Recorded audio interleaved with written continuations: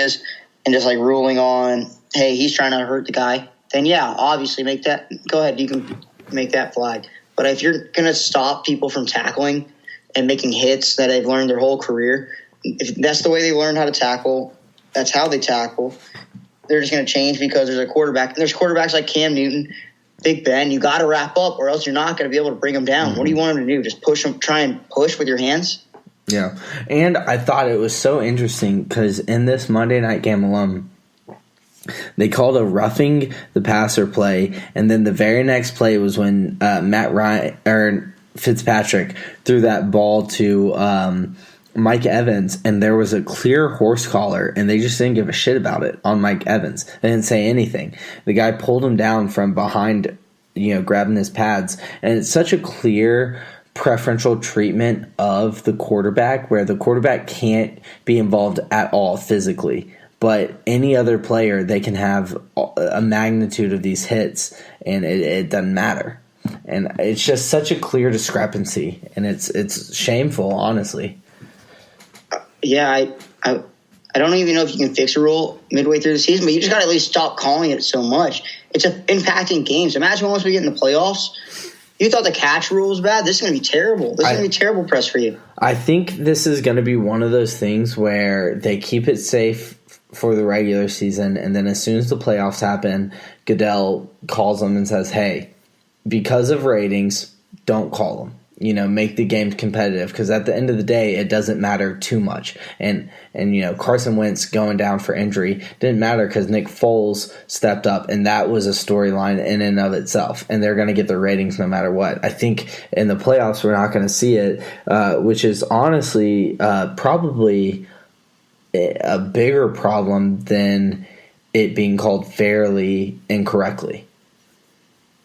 Yeah, I mean, I don't know. It's just getting out of hand. It's clearly a stupid rule. Yeah, it sucks. It's not fun. No. But, if it were up to us, the rule would be changed. But unfortunately, Goodell has not contacted us yet. If you're a listener of the show, if it was up to anybody in the NFL audience, the rule would have changed. If the fans all the fans want to change. I've never heard anyone that wanted to say. What you were hold on, I have one more thing.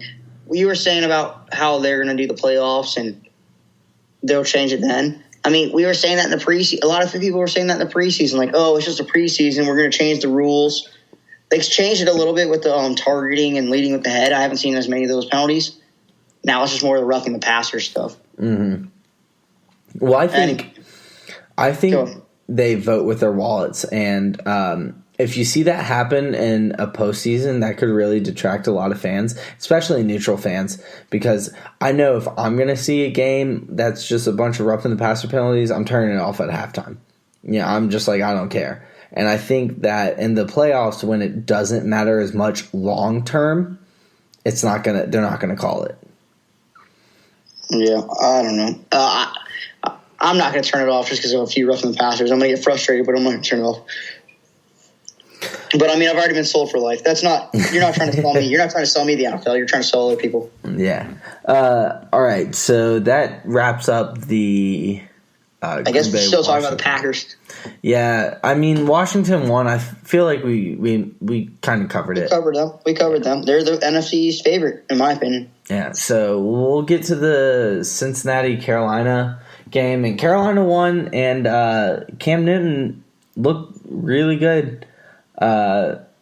Cincinnati also, I do want to say they lost, but they're looking maybe a playoff team. It's hard to tell with especially everything that happened this week, but Cincinnati played well. I mean, stuck in there with them. Yeah, I know AJ Green got banged up during the game, so did they ever say what AJ Green's injury was? I don't know the severity of it, but I would assume if something big happened, it would have come out. So I'm assuming it's not too bad. Yeah, I'm sure. AJ Green's been dealing with injuries his whole career, really. Mm-hmm.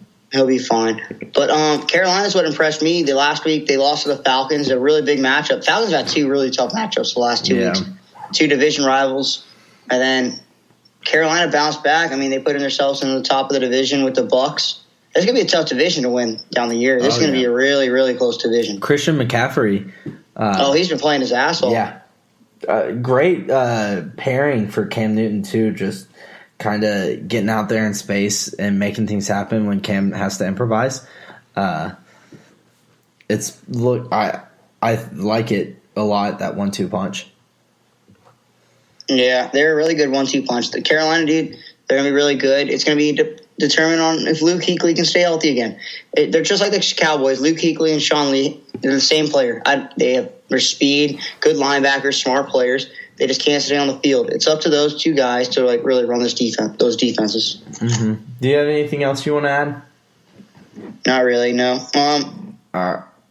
Yeah, that's about all I got. Giovanni Bernard stepped up in the place of Joe Mixon. Joe Mixon very well. All right, time to get on to the game of the week, and that is Tennessee at Jacksonville in the den of the Jaguars, where nobody thought that the mighty Titans could secure a victory. But, did they? They not only secured a victory, but they had an oppressive defensive rush that got to Blake Bortles. The boat was filled with holes and sinking, all offensively long. And the Titans run away with a victory, I believe, 9-6. Did you write that down? It sounded so poetic. No, that was actually entirely ad-libbed. It sounded like you wrote that down. You were really excited to say that. Man, we beat the Jags. The mighty, mighty Jags. They're, you know how historic they've been. I have to and the say, greatest rivalry. Hey, I want to say this about the Jags. I started rooting for you guys after they took out the Blaine train. I was really excited for Blaine Gabbert to get his revenge on the Jags. And then they just, so maliciously took Blaine Gabbert out of the game. Evil intentions in their eyes. Injured him. I was hurt. For Blaine Gabbert. That was a mean hit. I felt bad. I don't even know if they got a roughing the passer on that. No, they did. They got a targeting. Targeting. But then Mariota came in. I didn't even know Mariota was eligible to play this game. I did see him warming up a few plays before. Did you see the glove before Blaine Gabbert got injured? I saw he had the 2-finger glove. Yeah. I heard earlier in the week that he had no feeling in his hand, so I had no idea how he was playing. And he played all right. He played much better than I expected him to do. So I'll break this down for you. So here's basically how this happened. Last week they said that he had nerve damaging in the Dolphins game. Last week they said the tips of his fingers, especially the ones his ring and I think middle fingers, he had no feeling in. Mm-hmm. His hand was fine. So he was struggling to make passes above 15 yards or something like that. And so they didn't play him. And then in this game, they also said they weren't going to play him. And this has been a problem with Mariota. And I don't know whether to blame Mariota or the coaching, really. But it's one of those things where it's look, good quarterbacks play through injury. And I'm not trying to make light of the injury, but if you don't have feeling in your fingertips, sometimes you got to be you know what, I got to play. Aaron Rodgers did it with the Packers this year. Tom Brady's done it. Drew Brees has done it. Peyton Manning's done it with the Broncos and with the Colts. And good quarterbacks, they have to play. And I thought this was a good game for Mariota, where it was one of those where he wasn't at 100%, but he understood that and he realized, I can still extend plays with my legs. I can still make these quick throws inside 10 yards, and that's what they played to. I thought it was a great game for him. Also, I think our defense figured out Jacksonville. And what you have to do is you can't let Blake Bortles get this confidence that he's been getting. You have to rush him. You have to get pressure on him. You have to hit him. And he's going to make these short 3, 4, 5 yard passes, but he didn't really do anything further than that. I have a stat here. Okay. So you were saying the 3, 4 yard passes? Blaine Gabbert threw 34 straight passes without throwing a 15-yard plus pass. Yeah, and I think that was a big thing for our defense too, where it was okay, you can check down and throw 3 yards, but you're not going to get in a groove. You're not going to be making any big plays. And I would say a couple of Titans that I would like to shout out that did well. Adoree Jackson, who got injured and didn't play, but in the first half was incredible. And Jayon Brown. Jayon Brown was a monster, and we drafted him because of his coverage ability from linebacker, and he played really well this game. But I thought it was a great game by Tennessee. This is the defense is kind of where we can be. Our offense isn't what it looks like yet. I think Taylor Lewan might have still had a concussion if you saw him thrown up before the game. Jack Conklin's going to come back, and we still don't have Delaney, but that's going to happen. And we had some bad drops from our wide receivers. But great game by the Titans. I'm going to give you guys credit. You guys played an ugly game. I think that's what you guys are, your MO. You want to win ugly. Need to. You want to win ugly.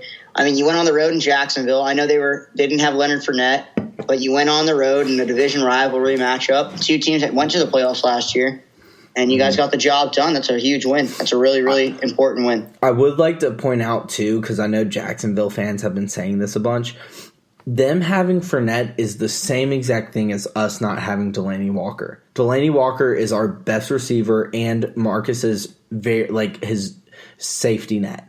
And us not having Delanie Walker is the same exact thing as them not having Leonard Fournette. So he played with half a starting quarterback. So yeah, you can't attribute. I saw people attributing it was a big win for the if Titans, we had Fournette, but yeah, I would just like to mention that. You should celebrate. It sounds like you're still trying to prove all the haters wrong. You should at least celebrate this win. You might have the Bill Belichick complex.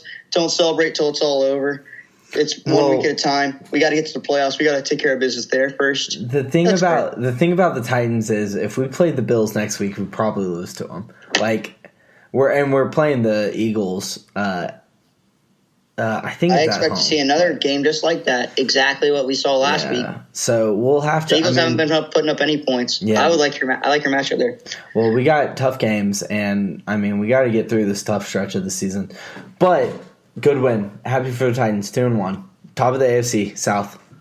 Are they going to be the division champs? No. They're not going to win the division? You still don't think that? I think Jacksonville's going to win it. Jacksonville is really fucking good. They are really good. I agree. They're one of the best teams in the AFC. I said the Chiefs are the favorite for the Super Bowl. I still like the Jacksonville Jaguars the best. I would pick the Chiefs over the Jaguars, but Jaguars, I like the Jags because of their matchup with the Chiefs. That's not true. I like their matchup with the Chiefs, and I think they're a better team all around. All right, let's move on to the Denver-Baltimore game. Not too much. Baltimore had the lead or had the line, and Baltimore won. Kind of what we proved. Joe Flacco played a great game. Not much else to say other than that. Denver, they came out. They played really strong in the beginning. I thought they were going to take the upset over Baltimore. Baltimore hung around. They stuck around. They got the job done. That's all I can really say about Baltimore. I didn't get to see much of this game, but that's what I did notice and take away from it. Yeah, I think. I know Buck Allen's still around. He's still making plays, and that's about all I know. Yeah, I think. So Denver's got Case Keenum. They just need a better quarterback. They need someone who can make plays, I think. I think it's time. They're gonna blow it up. I think they know what they're in for. They just drafted what's the kid on NC State? I don't know. Chubb. Bradley Chubb. They drafted Bradley Chubb. They're trying to keep that defense really strong. Yeah, they do need. They need to give a little bit to the offense. Swag Kelly ain't gonna be the. Yeah, he ain't the answer. They do need the quarterback. I like what they moved. They went. They're playing for next year. They're competing this year. They don't have that team. They're good, but they're competing for next year. They're just not good enough. They're going to stay in games. They're not going to win them. If I was them, I would find you need a tank. You need to I wouldn't blow it up, but I would trade those older guys that aren't going to be the guys you need for next year. Yeah. All right, well, let's keep it moving. New York Giants, Houston, kind of the battle of the terrible offensive lines. The Giants had Eric Flowers did not start. The worst lineman in the NFL was benched for this game, which looked to, it appeared to help him out. Houston has a really bad offensive line. Giants get the win in this one. It was an upset over Houston. Yeah, I don't really understand how the Texans didn't win this game. With that defensive line, They should have gotten more pressure. With all the names on that defensive line, there's no reason they shouldn't hit Eli Manning every play and hit Saquon Barkley in the backfield every time. There's no excuse. That's a pathetic performance for